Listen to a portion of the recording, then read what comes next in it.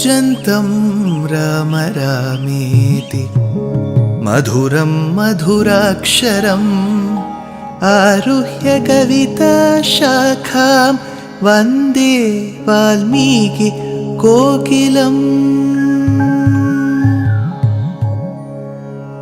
रामाय रामभद्राय रामचन्द्राय वेधसे रघुनाथाय नाथाय सीताया पतये नमः।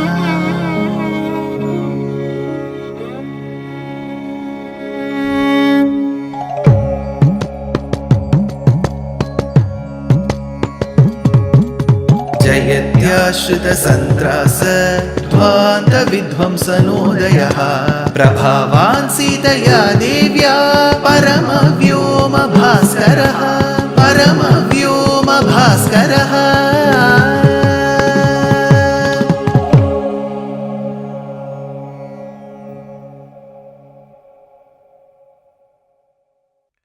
श्रीमते निगमान्त महादेशिकाय नमः। Rama, upon understanding that Sita has been abducted, gauging at the situation because the fruits were scattered, the flora and the fauna around the immediate hermitage did not give him good signs, he was sure that some demon must have taken away Sita. He goes to the Tilaka tree and the blossoming flowers and asks, "Where is Sita?" He goes to the Karnikara Pushpam which Sita used to happily sport in her tresses and asks, "Where is Sita?" He goes to the flowing waters, the serene waters of Godavari river and asks, "Ravanasya cha tatrupam karma picha duratmana dhyatva bhayatu vaidehi sanadi nashashamsaha." He asks Godavari, "Mata, every river in our Bharata Desham is revered as a Stri, as a Mata. You are Godavari Mata. Please tell me where is Sita." Of course, Valmiki says that the river gives no reply, no indication that Sita has been abducted. Immediately we will come up with a rational question. "Sir, can river speak?" Rama asks out of sheer distress to the river. How could Valmiki say that the river didn't answer? How can river speak? As said before, nature has its own diligent ways of communicating. It too understands the human feelings and answers. Rivers, they begin in a certain source, point A. They go to point B. Most of the times or all of the times it is the ocean to which the river flows. On its way, it may pick up waters from different other smaller rivers. They are called tributaries. They offer their tribute as waters to the main river. For example, Bhagirathi, Alakananda, Vishnu Ganga, Nandini, they all together form the main river Ganga. So every river has its own sets of tributaries. In certain places, the river may branch out into smaller rivers. They are called distributaries. So, in whichever case, there is a point A and there is a point B.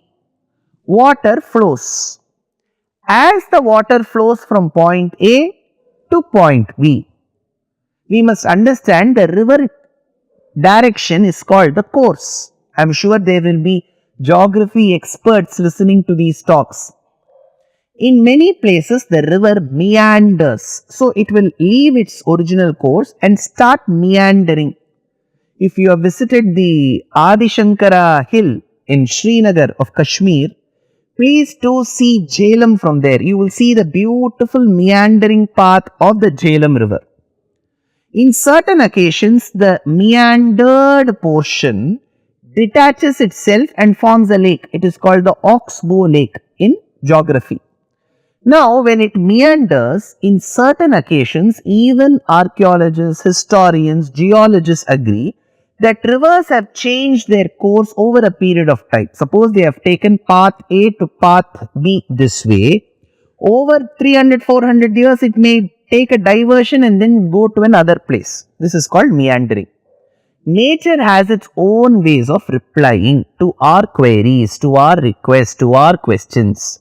If Rama had asked, "Where is Sita?" Godavari didn't have to open her mouth and say. Instead of flowing from west to east, she rises in the western Ghats, flows to the eastern Ghats and then into the Bay of Bengal. She could have just meandered slightly in the southern direction, indicating to Rama that she has gone in the southern direction. Nature has that power, sheer power. But Godavari refused to do it. Why? Asks the commentator. He says Godavari, nature was also equally worried and afraid of Ravana's prowess.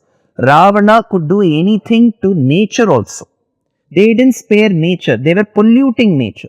So in that case, Godavari was a bit worried. If I meander to the southern direction, if Rama knows that Sita is in the southern direction, and if somebody goes and informs Ravana that Godavari is the one who has helped Rama, he may pollute me, he may trouble me. So she refused to serve Rama despite having a golden opportunity to do Kainkaryam to Rama. That is why in the ancient traditions, Godavari as a river has not been extremely popular for taking holy dips. Ganga was popular, Yamuna was popular, Narmada was popular, Tungabhadra was popular, Krishna was popular, Kaveri was popular, Saraswati was popular. But Godavari may not find much of a mention. Why? Because this incident where she refused to answer Rama's query is where the problem came.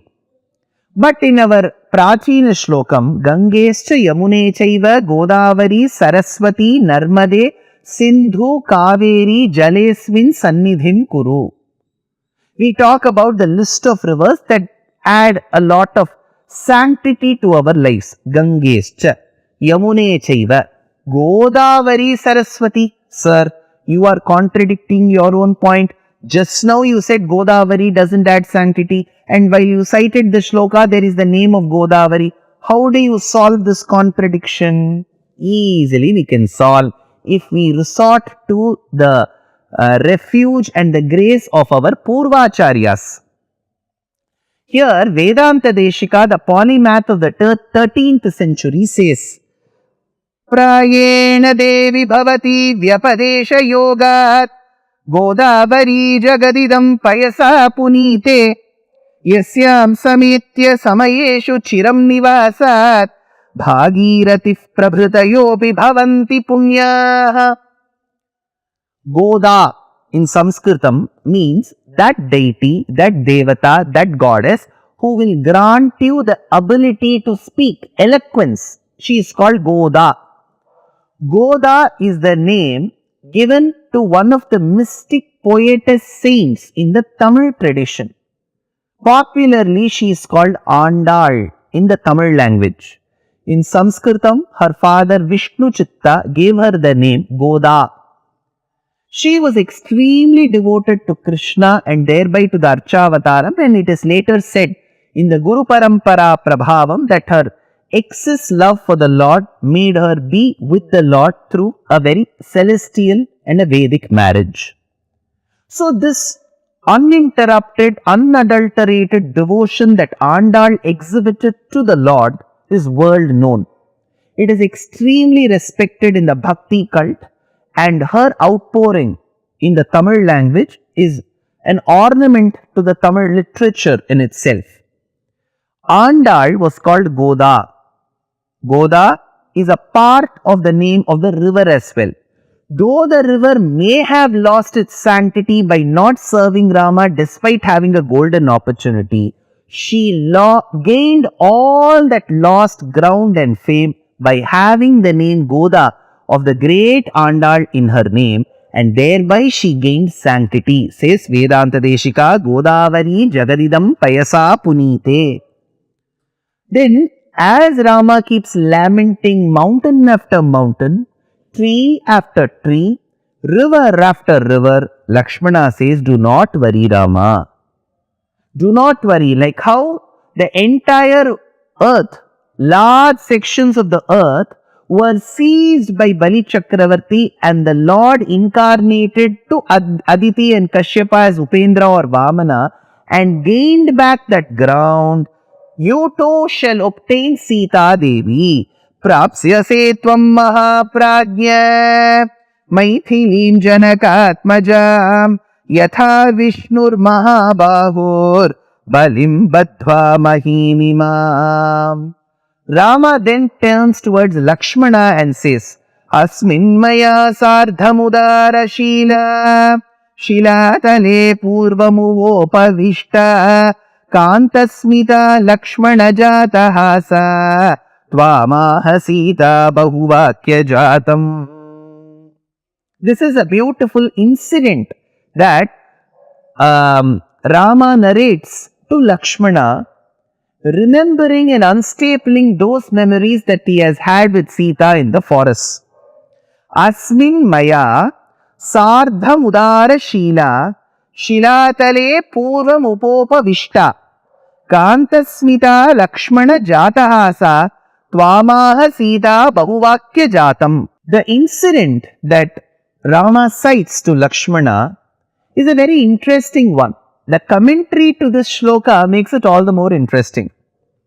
It is said that while they were living in the hermitage at Nashik, Panchavati by the banks of river Godavari, one fine day, Rama and Sita are said to have had a swimming competition. It was between the two that this swimming competition was conducted. So, Lakshmana was made the referee, the judge. Rama and Sita started swimming from one bank to the other. As they started swimming, it is said that Rama realized that Sita's speed was no match to his. So he reduced his speed, held his nostrils and did pranayamam within the waters.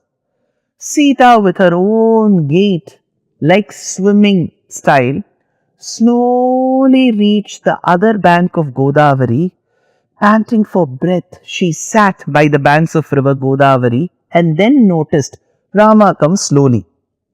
She did not know that Rama wanted her to win. So he forced on himself to do the pranayamam to reduce his speed.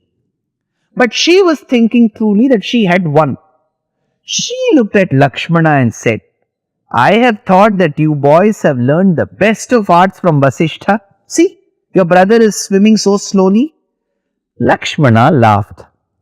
She was thinking that Lakshmana was laughing because he too realized that Rama was not a great swimmer. Lakshmana laughed. But why was Lakshmana laughing? He was laughing at the way in which Rama wanted to keep the relationship intact and coaxed upon himself this defeat. Rama then started laughing because he knew that Sita was laughing assuming that she had won and I had lost, while Lakshmana was laughing because he knew that I had forcefully bought this defeat with Sita and he knows the truth and he is not opening his mouth to tell the truth. So Rama manages to remember this incident and tells Lakshmana, Lakshmana, do you remember those days when all three of us were laughing over one act of swimming? Gone are those days. Where will I find my Sita?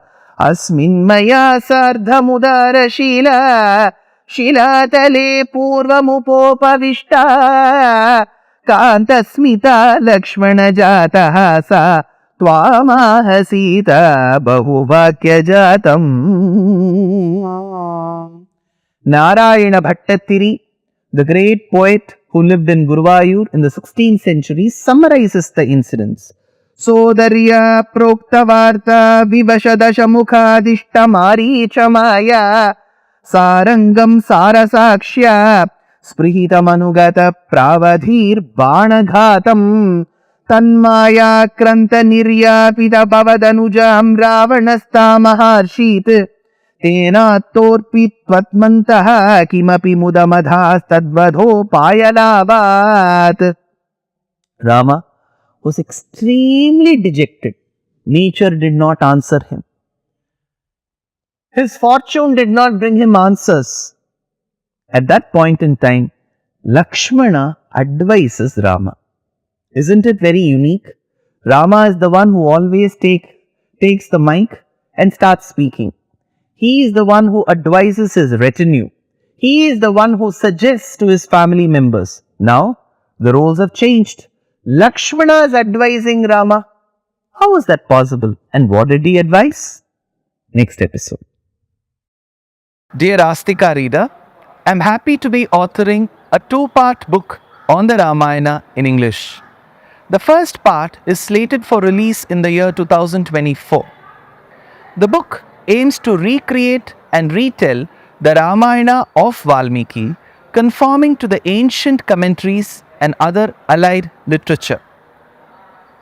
To receive notifications of the book release, kindly register with www.deshikadaya.org/books.